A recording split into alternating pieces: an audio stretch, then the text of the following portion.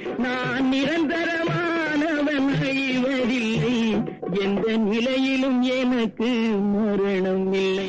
வணக்கம், நான் உமா ஸ்ரீனிவாசன்.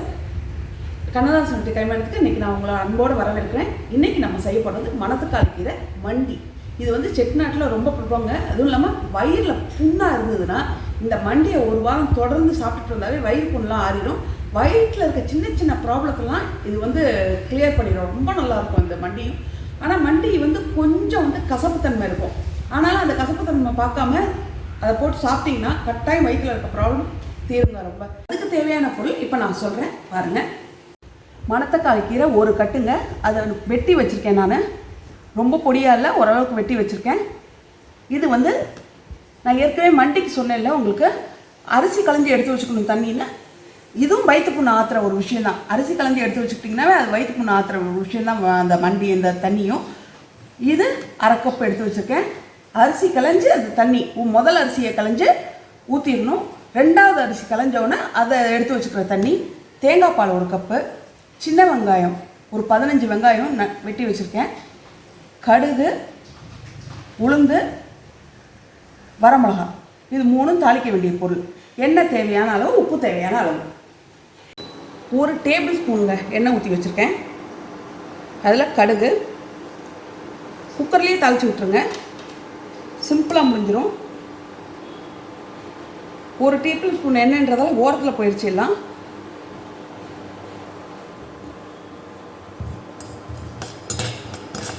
ஒரு டேபிள் ஸ்பூன் எண்ணெயில் கடுகு போட்டேன். இப்போ உளுந்து, ரொம்ப எண்ணெய் வேண்டாம் இருக்கு.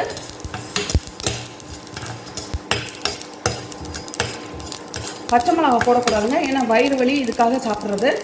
வரமிளகா தான், ஒரே ஒரு வரமிளகா தான்.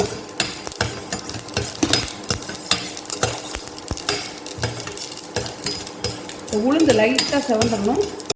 இப்போ சின்ன வெங்காயம், பெரிய வெங்காயம் போடாதீங்க, சின்ன வெங்காயம் போடுங்க, அதுவும் வயிற்றுக்கு ரொம்ப நல்லது. இது 2 கிண்டு கிண்டா போதுங்க. இதில் கீரை,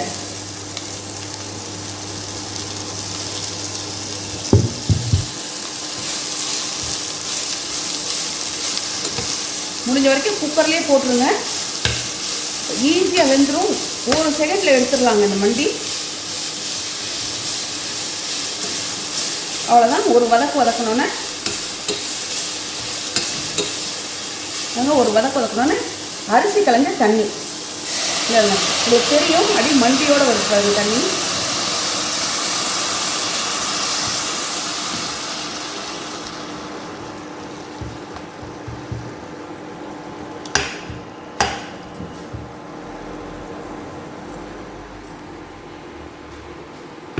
தண்ணி ஊற்றிட்டுங்க. இப்போ தேவையான அளவு உப்பு,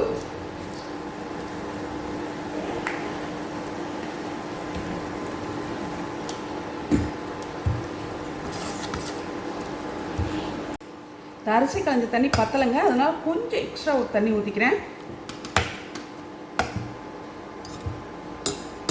ஏன்னா இது 2 சவுண்டு விடணும். இப்போ நீங்கள் இதை மூடிட்டு, இப்போ மூடி குக்கர் போட்டேங்க. 2 சவுண்டு விட்டிங்கன்னா போதும். இதை எடுத்துட்டு தான் நம்ம தேங்காய் பால் ஊற்ற போகிறோம். இதை வந்து நீங்கள் கட்டாயம் பண்ணி சாப்பிட்ணும். ஏன்னா வந்து நம்ம வந்து எப்போ பார்த்தாலும் மருந்து வகைகள் நிறையா சாப்பிட்றோம். மாத்திரை, சுகருக்கு, அதுக்கு மாத்திரை சாப்பிட்றோம். அந்த மாத்திரையெல்லாம் கூட நம்ம வயிற்றில் விஷமாக எங்கேயாவது தங்கியிருந்தால் கூட இது வந்து உங்களுக்கு ரொம்ப கிளியர் பண்ணிடும். ரொம்ப நல்லாயிருக்கும்.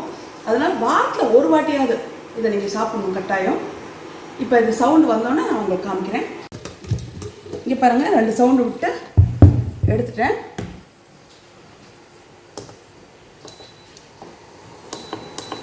நல்லா வெந்துருச்சு. இந்த கீரையில் மட்டும் இல்லைங்க, இந்த கீரையில் மட்டும் இல்லை, பொன்னாங்கண்ணி கீரையிலையும் இந்த மாதிரி பண்ணலாம், அகத்தி கீரையிலையும் இந்த மாதிரி பண்ணலாம். அதுவும் வயிற்று புண்ணு ஆற்றுற கீரைகள் தான் ரெண்டும். அவ்வளோதான். இது கொதிக்கும்போது இதில் தேங்காய் பால்,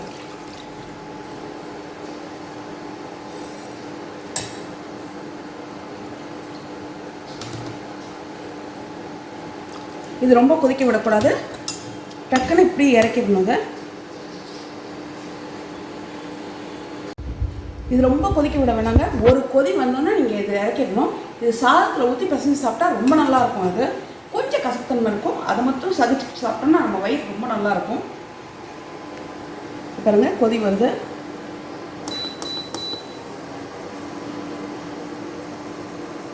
இங்கே பாருங்கள் நல்லா கொதி வந்துருச்சு. ஒரு கொதி ஆஃப் பண்ணிடலாம். ரொம்ப சிம்பிளுங்க செய்யுது. அதே மாதிரி பொன்னாங்கண்ணிக்கு இதையும் அகத்திக்கீரை ரெண்டுலையும் பண்ணி பாருங்கள். இதே மாதிரி பண்ணி பாருங்கள், அதுவும் ரொம்ப நல்லது வயிற்றுக்கு.